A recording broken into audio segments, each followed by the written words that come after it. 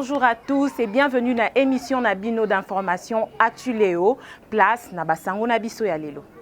Entérinement du bureau Kadima à la tête de la CENI, une plénière annoncée pour bientôt à l'Assemblée nationale.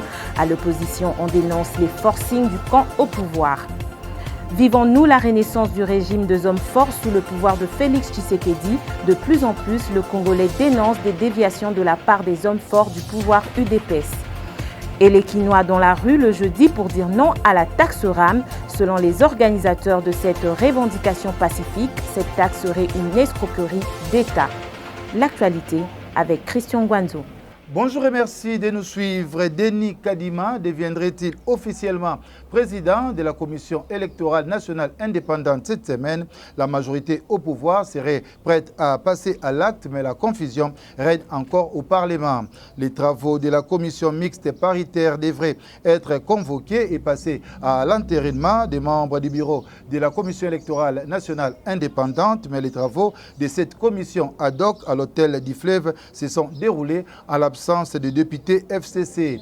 Pour la députée nationale Geneviève Inagossi, cette commission est tout sauf une mixte paritaire. D'autant plus que les élus du peuple de l'opposition parlementaire ont été absents et pour maître Clément Louza, Lamouka ne se sent pas concerné par la démarche du président de l'Assemblée nationale Mbosso. Les cadres de l'ECD pensent que pour qu'il y ait de bonnes élections, il faut absolument qu'il y ait de bonnes CENI. On écoute Clément Mouza. En tout cas, du côté de mon parti, les CID, de l'Amouka comme plateforme politique, nous demandons tout simplement une CENI dépolitisée. Mais on vous a demandé d'envoyer vos délégués, mais vous avez refusé. Justement, madame, nous ne pouvons pas participer à un processus déjà biaisé. Un processus où il y a déjà des calculs politiciens. C'est-à-dire que vous avez des gens qui veulent absolument confisquer une fois de plus la souveraineté du peuple congolais, madame. Aujourd'hui, nous avons un problème de légitimité qui pose un problème en termes des institutions qui devraient, en principe, au lendemain des élections, des institutions fortes.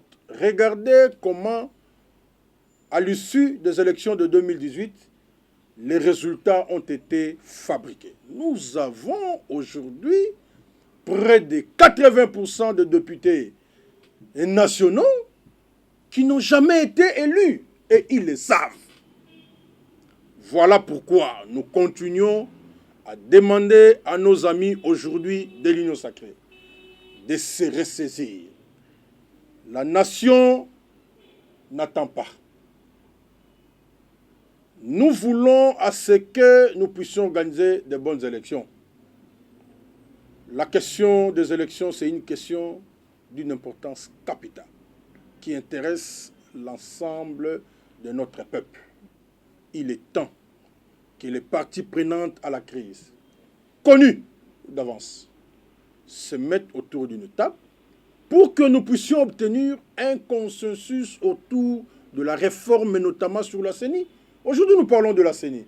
Demain, nous aurons une autre crise sur la loi électorale où on dira que si vous êtes GA, vous ne pouvez pas être candidat, ou que vous êtes court, vous ne pouvez pas être candidat. Non, nous ne voulons pas de lois taillées sur mesure.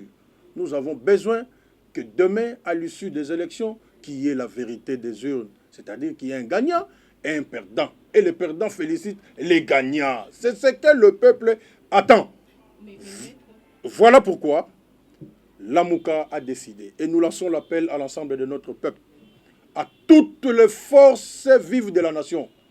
Le 15 septembre 2021, nous serons dans la rue. Et nous serons dans la rue pour dire non au glissement. Parce que nos amis de l'Union sacrée sont en train de tout mettre en œuvre pour que les élections ne s'organisent pas dans les délais constitutionnels. Nous le savons. Et à la Chambre haute du Parlement, les vice-premiers ministres en charge de l'intérieur devraient épuiser toutes les préoccupations liées aux recettes de la DGM, la PNC et des entités administratives décentralisées. Lors de sa dernière audition à la commission ECOFIN du Sénat, les vice-premiers ministres Daniel Asselo Okito Wakoy avaient sollicité 3 jours pour préparer ses réponses. Je suis venu répondre à une invitation qui m'a été lancée par la Chambre haute du Parlement, qui m'a à l'occasion envoyé un certain nombre de préoccupations par rapport aux recettes, principalement, aux recettes qui sont allouées aux entités administratives décentralisées. Outre cela, des préoccupations en rapport avec la police nationale congolaise, comment elle fonctionne, comment elle également peut contribuer au budget de l'État, parce que le Sénat a raison, il y a des mécanismes qui sont prévus pour que, à partir de la police nationale congolaise, nous puissions avoir des recettes. Voilà pourquoi le Sénat m'a envoyé toutes ces questions-là. Je les ai enregistrées. Je vous demande d'attendre. Dans 3 jours, je reviendrai ici et vous aurez l'essentiel de ce qui a été dit. Je suis venu répondre aux questions posées par la commission ECOFIN du Sénat. Il n'était pas question de questions politiques ou de questions sécuritaires. La société EPPM est en pleine exécution des travaux préalables à l'exploitation proprement dite de gaz méthane en République démocratique du Congo. C'est le numéro 1 des hydrocarbures qui l'affirme, auditionné par la commission environnement de l'Assemblée nationale sur l'exploitation des hydrocarbures par Graben Albertine et les lacs Kivu. Le ministre Didé Dibou a fait savoir que depuis le 16 juin 2021, le ministère a décidé de retirer dans les délais requis les différents permis octroyés il y a 10 ans, d'autant plus que les sociétés bénéficiaires n'ont pas satisfait aux exigences du contrat de partage des productions. On écoute le ministre Didier Bidimbu. Je suis venu répondre à quelques préoccupations des députés qui sont la représentation du peuple, les élus légitimes du peuple congolais. Donc je suis venu répondre à quelques préoccupations qu'ils avaient et ça s'est bien passé. Les questions étaient pertinentes et très légitimes aussi et on a éclairé. Nous, on a donné dans tous les détails par rapport à la vérité. Déjà par rapport au gaz de Kabuno, le processus a connu un petit retard parce que le gouvernement avait déjà décaissé une grande partie qui est au niveau du BCECO. Et c'est BCECO qui a pris beaucoup de retard à cause des procédures. C'est la semaine passée qu'ils ont fait le premier, ils ont débloqué la première somme. Donc il y a un processus qui est en train de suivre son cours. Mais nous avançons déjà de ce côté-là par rapport à l'Angola, comme je viens de le dire à nos députés légitimes, qu'on va s'y rendre bientôt pour pouvoir discuter avec la partie angolaise. Et prochainement, c'est même nous qui allons les inviter ici au Congo pour essayer de finaliser cette histoire qui a énormément duré, plus de 10 ans déjà. Et la production de Perenco qui crée toujours le débat, pendant beaucoup d'années, le même baril de pétrole. C'est le rapport que nous avons et je pense que les députés ont le même rapport que nous avons, donc on a fait transmettre ce que nous avons. Et en discutant, il y a peut-être s'il faudrait qu'il y ait des contrôles au niveau de Perenco pour pouvoir confirmer ces chiffres-là, ça va se faire. Mais le rapport que nous avons officiellement, c'est celui-là que nous avons transmis à l'Assemblée nationale, aux membres de la Commission. Et puisque nous parlons des minerais de la République démocratique du Congo, sachez cette mainmise des Chinois sur les terrains miniers de la République démocratique du Congo. À Kamituga, par exemple, nous sommes là au Sud Kivu, mais dans certaines zones minières de l'Est de la République démocratique du Congo, des exploitants chinois se seraient installés sans autorisation et titre. Ces étrangers se livreraient dans un trafic d'autres choses. Dans cette vidéo, l'éditorialiste français Alain Foucault interpelle les autorités et les peuples congolais. On est en train d'assister à quelque chose d'extraordinaire, quelque chose de surréaliste. Quand on dit qu'on est indépendant, on doit quelquefois s'interroger si c'est vrai. Nous sommes à Kamituga. On est venu pour voir la mine. La mine est à moins de 30 km d'ici. Mine non autorisée, exploitée par des Chinois. Personne ne peut mettre un nom sur la société chinoise. Par politesse, le ministre des Mines provinciale a appelé les Chinois pour leur dire on vient chez vous aujourd'hui. Vous savez ce qu'ils ont fait? Ils ont fermé les portes, ils sont partis. Ici, c'est le trafic d'autre chose, sauf que c'est plus soft. À vous, jeunes, de ne pas laisser faire. Ne vous laissez pas faire. Nous nous sommes laissés faire. Vous ne devez pas accepter ça. C'est inacceptable, tout simplement. Aux autorités congolaises de prendre aussi leurs responsabilités. Ça ne peut pas exister. Derrière nous, il y a un ministre des Mines provinciales qui est avec nous sur le tarmac, on ne peut pas bouger. Là, nous sommes à l'aéroport de Bukavu. Pour aller sur une mine du Congo, il faut l'autorisation des Chinois. Ça veut dire que il existe un territoire chinois dans ce pays, la RDC. Un territoire chinois tout simplement parce que personne ne sait ce qu'on produit dans ces mines-là, personne ne sait les quantités de minerais que l'on sort dans ces mines-là. Personne ne sait ce qui se passe dans ces camps-là, dans ces mines-là. Ils déclarent ce qu'ils veulent, mais c'est classé en mine artisanale. Dans les statistiques des mines que l'on présente, personne ne peut dire ce qui sort des mines chinoises. Les compagnies occidentales qui ont acheté ici il y a quelques années, qui ont signé ici il y a quelques décennies, les ont toutes vendues à celui qui avait du liquide, les Chinois. Aujourd'hui, si vous voulez visiter une mine, vous demandez l'autorisation en territoire congolais. Comment peut-on parler d'indépendance? Est-ce que ça ne nous interpelle pas? Les Chinois ont leur propre milice pour exploiter. Il y a des mines qui sont exploitées. Le plus proche de nous ici, quand vous allez dans Kaouzi-Biega, les Chinois sont en train d'exploiter. Je ne sais pas, ils ont l'autorisation de qui. Mais je peux vous dire aussi qu'ils sont maintenant en train de vendre de l'or sur le marché noir. Donc, c'est-à-dire, ils viennent de l'or exploité sur les territoires congolais. L'autorisation de qui, on ne sait pas, mais cet or est vendu sur le marché noir. Ça veut dire qu'ils ne paient pas de taxes, ils empochent leurs dollars. Restons dans la région de l'Est. Un éboulement de terre signalé au carré minier de Kalukungu, territoire de Kasongo, en province de Maniema. Les bilans seraient de 1 mort et 2 personnes grièvement blessées. Notez que ces 3 victimes étaient des créateurs artisanaux de l'or dans cette carrière minière. Et cette vidéo qui circule sur la toile depuis un temps, il s'agit d'un arsenal militaire retrouvé dans la résidence du général John Numbi en fuite. Cet homme fort de l'ancien régime Kabila est entre autres soupçonné d'être l'instigateur du meurtre du défenseur des droits de l'homme Floribert Chebeya. Alors que l'on parle de réouverture de ces dossiers devant la justice, John Numbi ne serait peut-être pas là pour confirmer ou pas si les armes lourdes retrouvées dans sa résidence étaient bel et bien caché par lui pour un plan obscur.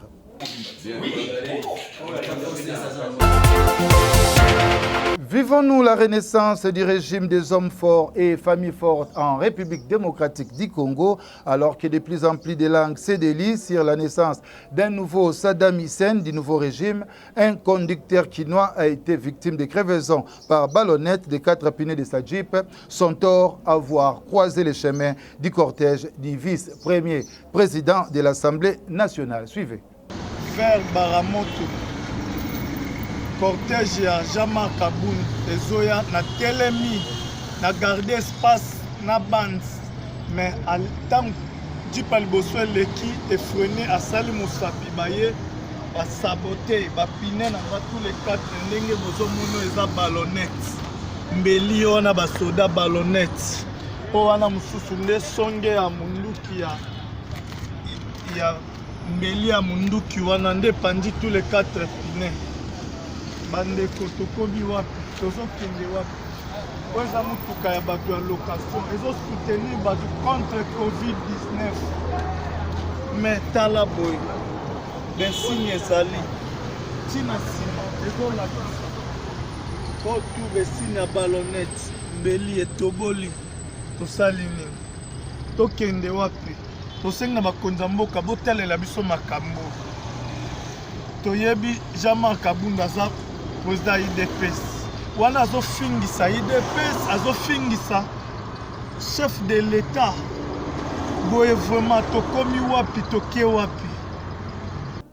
Et lui, il a osé déposer une plainte contre le secrétaire général ad interim du parti au pouvoir. Les coordonnateurs de l'ONG Impunité Zéro réfléchiraient probablement par des fois à l'avenir avant de faire une dénonciation contre Augustin Kabouya. Les compatriotes Grace Tchunja a, dans une vidéo, révélé faire objet de menaces et autres actes d'intolérance.